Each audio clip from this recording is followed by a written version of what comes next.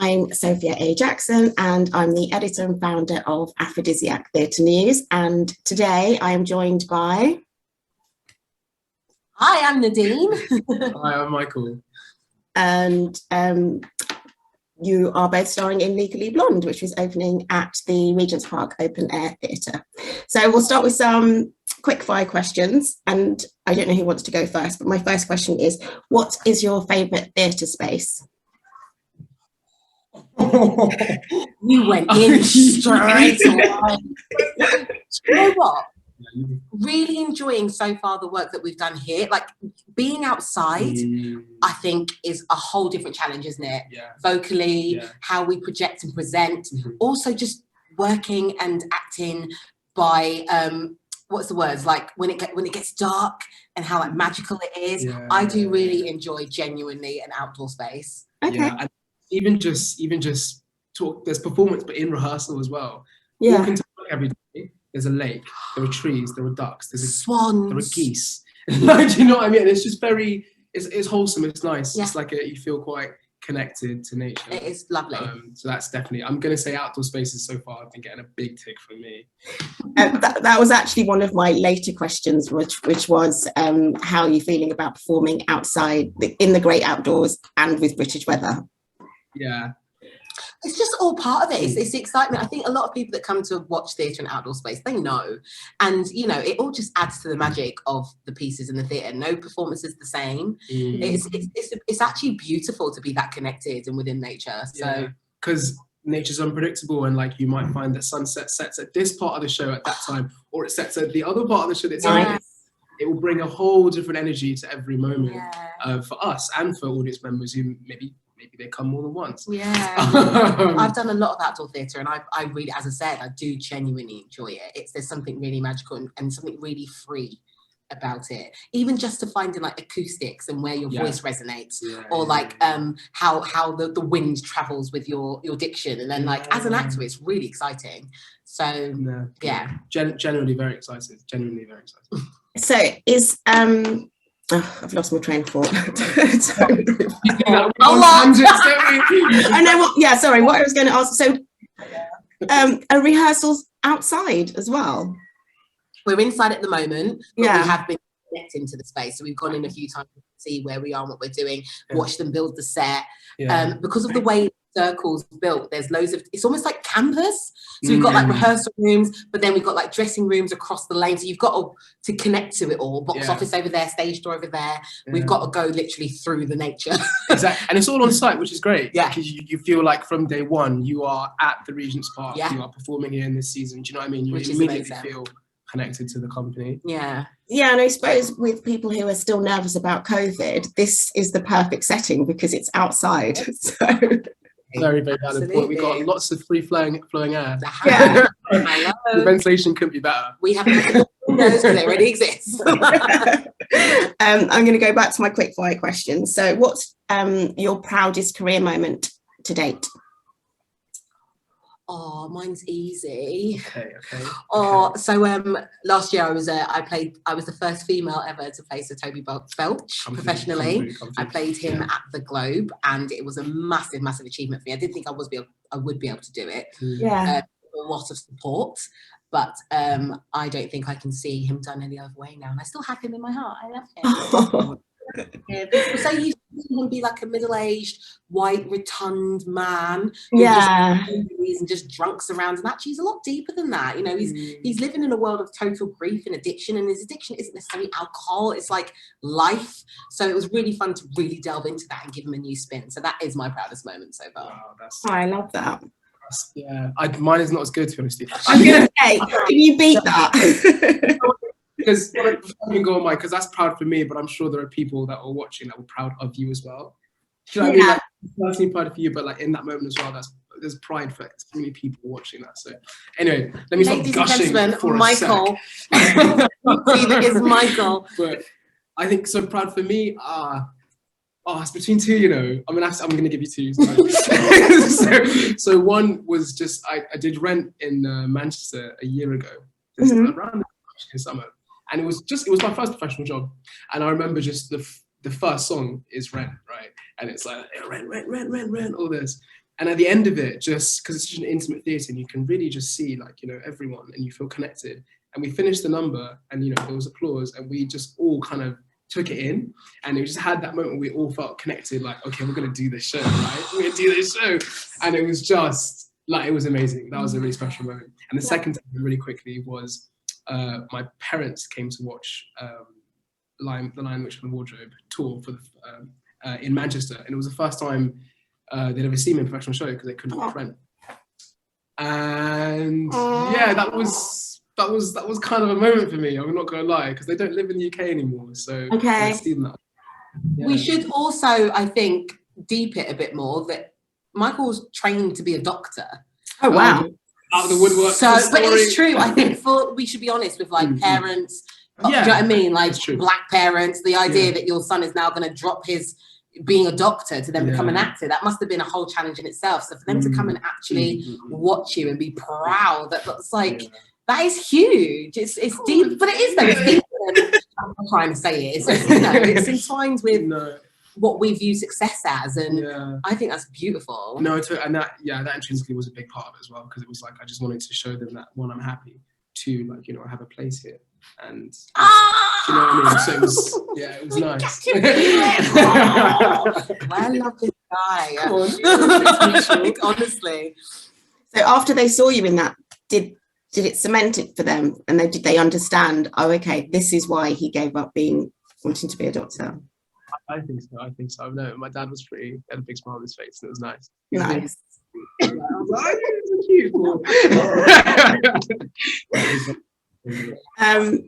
Back to Legally Blonde. So press night's coming up. Who would you invite, dead or alive, as your dream guest to press night? Question about magic. Oh my gosh, you've got to give me seconds. Okay. Oh, epic.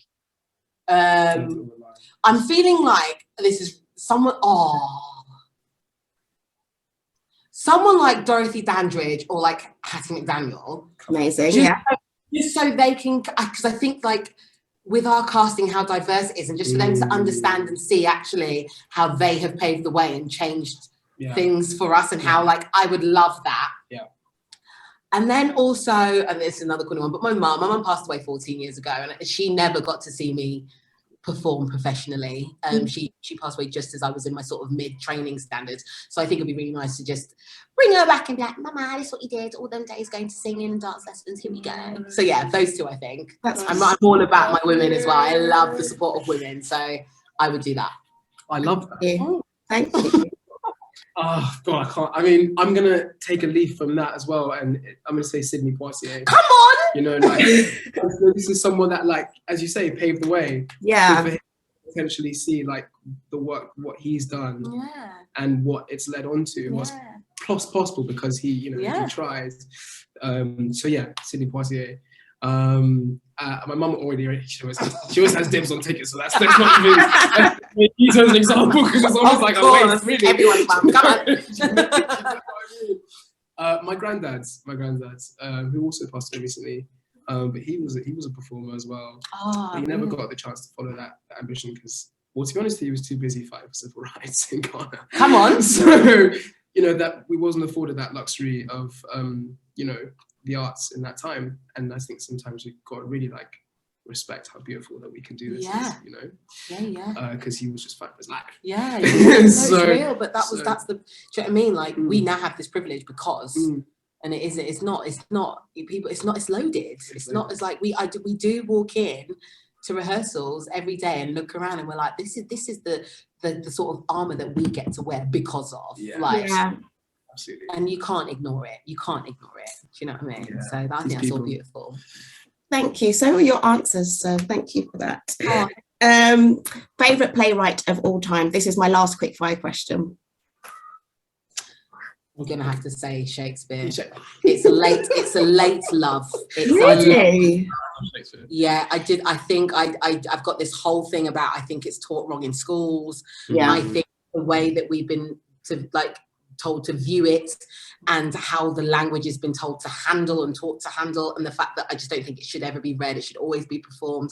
Hearing it in people's dialects that aren't RP, it's just, it's changed the game for me. And actually, he writing about things, like he is so ahead of his time. 100%. And they all perfectly make sense now, especially like where it's like living in the life where he was in the plague, and it's like we are the closest to his words than we can ever be. True. It was late fine for me, but oh my god, I think he is a bad man. Like, I genuinely think Shakespeare's bad. You're right. I can't say that. So, James Baldwin, I love James Baldwin. I think just like, you know, anyone writing in that time, I've seen lots of interesting like conversations between him and like Audre Lorde, and like, you know, it's cool, she like schools them, it's really great. But like, you know, this is someone boldly writing about his experience as a gay black man. And just writing about intersectional things. And it was really relevant, and it's like visceral. It's really like hard to read sometimes because he's really trying to like get what is it that is making these people feel the way they are. If Bill Street could talk, is just a stunning. Anyway, I love James Baldwin, but I do want to give a shout out to a writer today who I think is in what Elle Woods, I think is like doing incredible stuff. Like 100%. Like flag, I'm waving flags. I think he's amazing. In fact, he's got something going on in this season, so that's exciting. And yeah, catch that as well, people. But he's that's in September. Is it Antigone? Thank you. Okay, Nadine, can you tell me more about the character that you play in Legally Blonde, please? Yes, I play Paulette Buonafonte, and she runs the hair salon called The Hair Affair, and she sort of meets Elle on the sort of latter half of her journey when Elle's trying to become and find who she wants to be, basically, and finding her place and where she fits within stereotypes, but also just being able to be herself. My character is at the moment nuts. We might find that she gets a bit streamlined, but at the moment she is crazy. She's lived through a really horrid relationship, and she's come out on I have references, right? They're quite funny, but I love them. I'm seeing her before her relationship as 90s Little Kim. Oh wow. Herself, loving life. She gets into a really crappy relationship and bottles Little Kim down. And we're kind of I'm working with what it's like to be a woman who is in charge of herself, who once owned herself, owned her sexuality, knew who she was and the vibe she wanted to give out, who then lived a world of purposefully trying to suppress that by choice. Okay. But I'm now wet and scared, and it's just, no, I've decided I'm bottling all that because it doesn't bring me good results. But then slowly, through the meeting of Elle, which then leads on to the meeting of my love, she slowly starts to, you know, let it all back out and become a fully encompassed, happy woman. So yeah, that's Paulette. Paulette! And it's Paul 2022.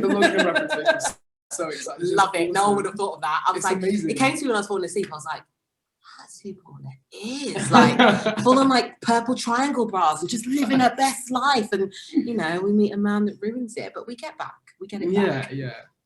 And is there any part of your character that you relate to personally? That's a really deep question. So whenever I start with any character out of the box, I always have said this 100 times. Sorry that I'm boring you. I always find a place of bringing them close to me. Right. So that's and you know, it's a definite Sean Holmes stolen quote there, but it's trying to fight with. I might not find initial ways that we relate, but there are always going to be circumstances in which I can bring to the table, if that makes sense. I'm sorry, I'm not sure if I'm using the words right. Yeah. So with Paulette, she's a woman I'm a woman. She's a woman that's been through trauma, and she's a woman that's come out on the other end having to fend for herself and possibly let the dreams that she thought was going to be her life go. We all know what that is. Yeah. I think just even the difference between Nadine at 21 to now Nadine in her mid-30s, and understanding that actually, maybe you're not going to be in Hollywood. That could have been my, do you know what I mean? That's my dream. Yeah. And that's not going to happen. And we learn how to balance what we are doing with what we thought when we were like naive and wide-eyed would be the case. I think everyone can relate to that. Yeah. What I love about Paulette's journey is understanding that her dreams aren't over. Actually, and this is true for everyone, and I believe this with my whole heart, energy is so important. I was surrounded by the wrong energy. Right. And allowing the energy of Elle to come in my life, who helped me reopen again, that's something we can all relate to, which reminded me that I can love and I can be happy and I can let people in, and I can also be me. Yeah. And we can all relate to that. Yeah. Just being a woman, I think, yeah. So there is a lot that when I do bring her close to me, I'm like, no, actually, there's a lot that sits with me that is quite easy. Do you know what I mean? And then she's just fierce and fabulous as well, accidentally. I love this. That's like you.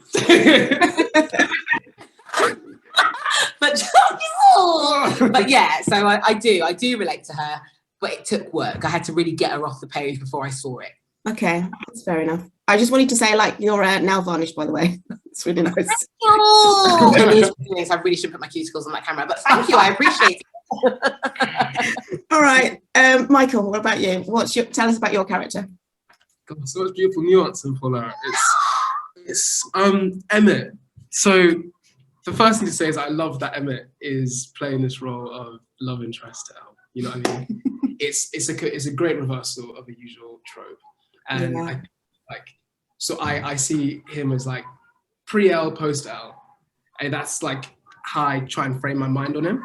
And I think it's interesting because it explicitly says, you know, he's from the Roxbury slums, Boston, and that's like, it's very specific actually, you know, historically for the civil rights movement and for, you know, where Black people ended up in Massachusetts. Is Roxbury's quite so it's interesting because it's written, you know, in one way, and we cast it this way, and it's like, okay, let's find these new nuances. So it's very interesting, and I think he's someone that's come from a background where he's felt like he wants to elevate or move into some new kind of space. He wants to change his outcome in some way. Yeah, because he says I've got a slum, and as people do, you know, like he places this thing, he gives the key to something, and for him it's law school, Harvard Law School. You know, he's like, if I can just do that, that's the penny will drop, and then from there it's all just falling its dominoes, right? And so he has this ambition that's like unstoppable. And I have references for those kind of people too. Like there's one person in my life, I'm not going to say his name because that's peak for him, but there's one person that I can think of who is very similar to that. And then there's a more popular person that people will know, A$AP Rocky. Oh, come on. Okay. Who is also another young Black man who is like, you know, has given himself this goal, this incredible career like plan, and then just opened himself up. He's in fashion now, he's doing this, his ambition is just like, it's boundless, right? Yeah. I think Emmett is similar, and but his vice is that I think he places a bit of importance on something that actually, you know, when you see one thing as this is what's going to do it for me, this is the thing. Yeah. But it takes meeting Elle to realize that it was always him. Like it was him. Wherever he went, it was inconsequential. It was about what he's got inside, you know, his experiences. And I think, you know, he takes the world that maybe he wanted to separate himself from and actually embraces it. And it's like, no, all these things I have around me, that's my power. Yeah.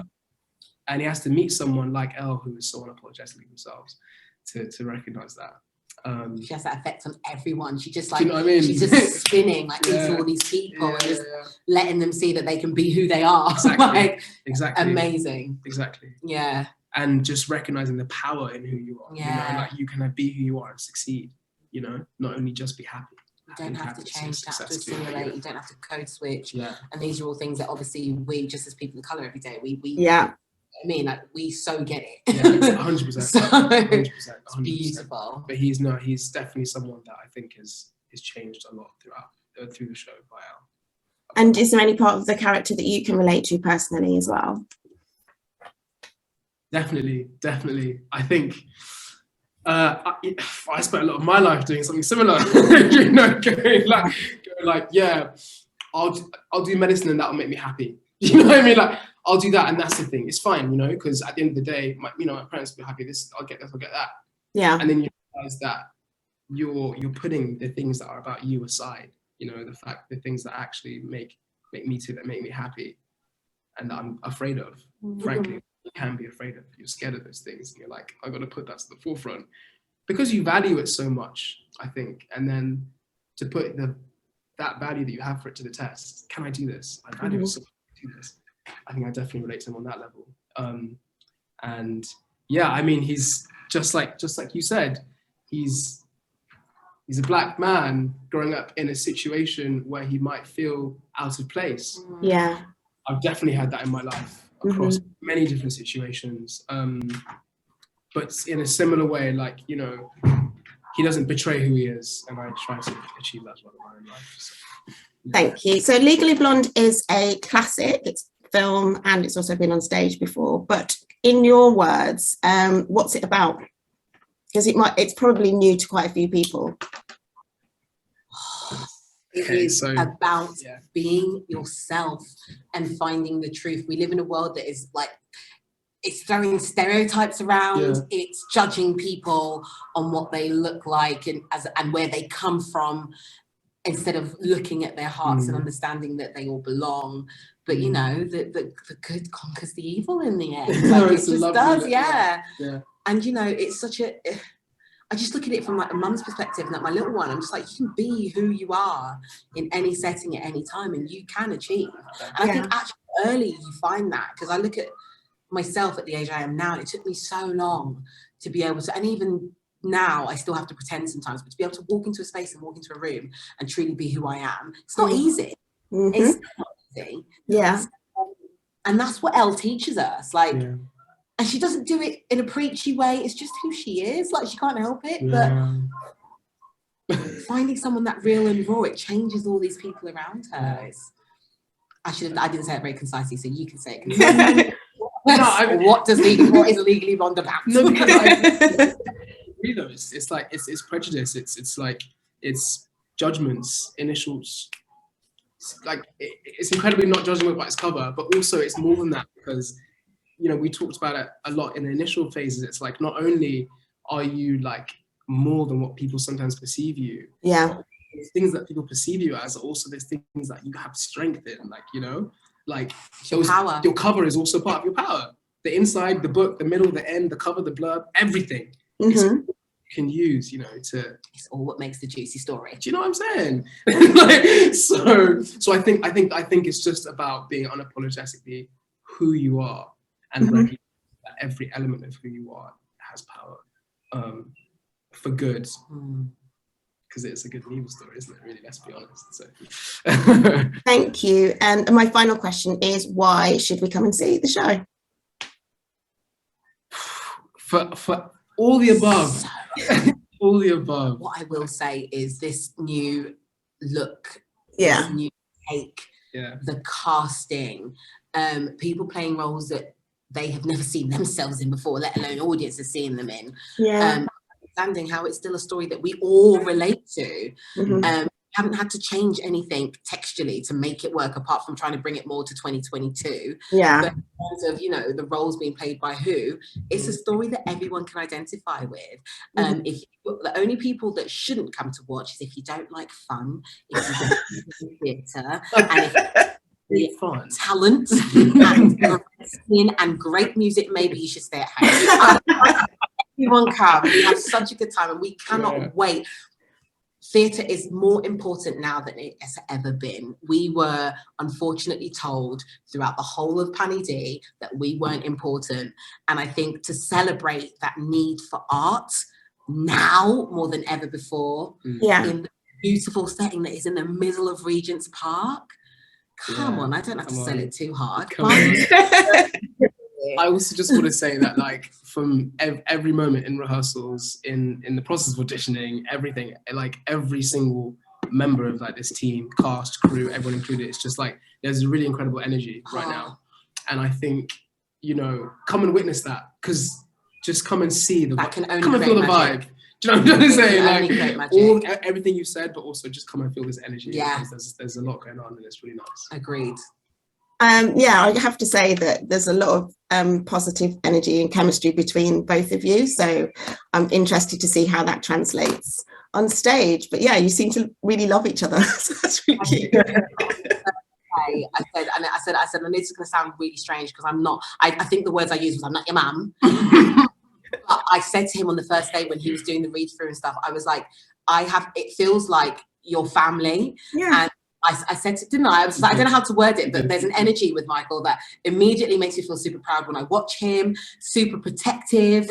Like, and I said it, I was like, and I'm not your mum, but I just so proud of you. Like, I feel like, listen, I really, if we did like family history, I reckon we got trees somewhere. Honestly, I feel like this is my little cousin. Like, I literally, Michael is a joy, and this is just us two. But the whole company's like this. Actually, That's really nice.